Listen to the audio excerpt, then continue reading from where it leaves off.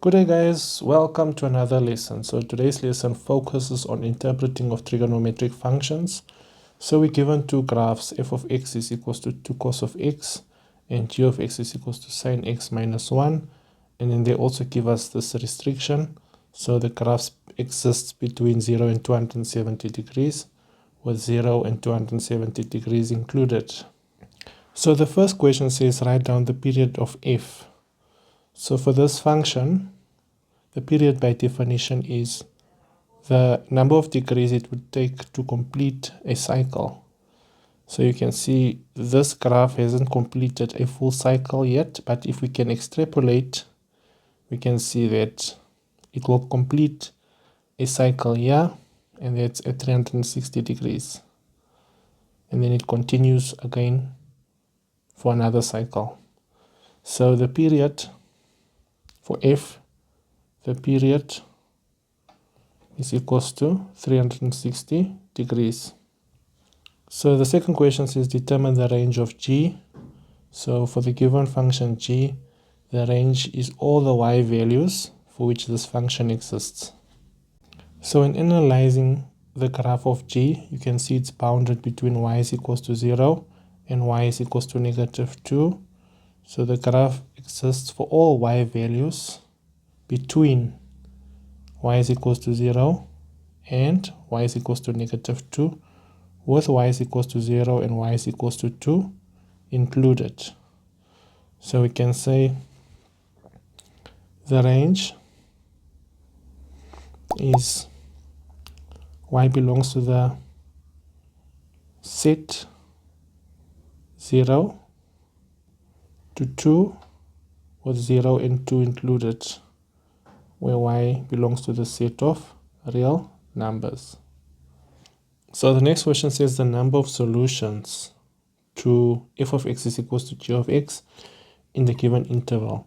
So you have to look for x values for which these two are equal, but we just want the number of solutions. So when analyzing the graphs, you can see the y values for which they equal happens at x is equals to 90 degrees, and then here f of x is equals to g of x around about 220 degrees. So there are two solutions. They just ask for the number of solutions, so you can write two solutions. So the next question says for which value or values of x in the interval is f of x the product. If we multiply f of x and g of x, you get 0 or greater than 0. So you have to consider the y values of f of x and g of x such that if you multiply it, you get greater than 0 or 0. So let's consider the first region bounded between these red dotted lines. You can see that the y values for f of x is positive, whereas the y values for g of x is negative. All the y values here. So in the first region, f of x multiplied by g of x, the y values should be smaller than 0. So leading up to 90 degrees, you can see now f of x times g of x is equals to 0. If you multiply their y values, you get 0. But here the y values for g of x is negative, you can see here, and the y values of f of x is positive. So when you multiply it, you get a negative, because positive times negative is negative. But once you cross x is equals to 90 degrees, you can see the y values for g of x is negative. So as you cross, and the y values for f of x is negative. All the y values. And you know, if you multiply two negative values, you get a positive value. So in this region, f of x times g of x is greater than 0, if you multiply all the y values of f of x and g of x.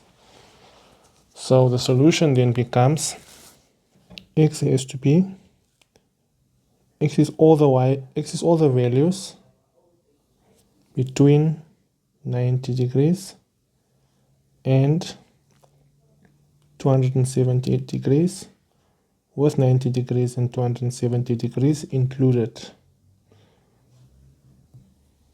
And this happens here in region 2. This happens in region 2. But we shouldn't forget to include the solution x is equals to 90 degrees, because if you multiply the y value of f of x and g of x, you get 0. Hence I included 90 degrees as part of the solution. So the next question says the graph of h is obtained by reflecting g about the x-axis. Write down the coordinates of the minimum turning point of h in the interval 0 to 270 degrees for x. Alright, so we need to consider the graph of g, and we need to reflect it about the x-axis. So you can think of the x-axis as a mirror, because what comes to mind is reflection. So we need to reflect g about this mirror. So let's just draw this graph. So if you reflect g about the mirror, you would expect to see a graph like this. This here, you can call it h of x, because what h of x is essentially is the minus g of x. So for all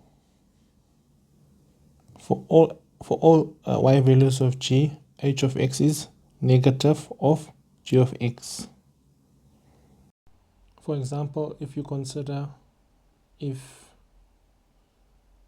g of x is negative 1, then h of x should be 1. And if g of x is negative half, then h of x should be positive half. Hence the introduction of minus. But you will recall they wanted the minimum turning point. They wanted the coordinates of the minimum turning point. So this is the minimum turning point. It happens at 90 degrees. So minimum, the coordinates will be 90 degrees and 0. Thanks for watching. See you in the next one.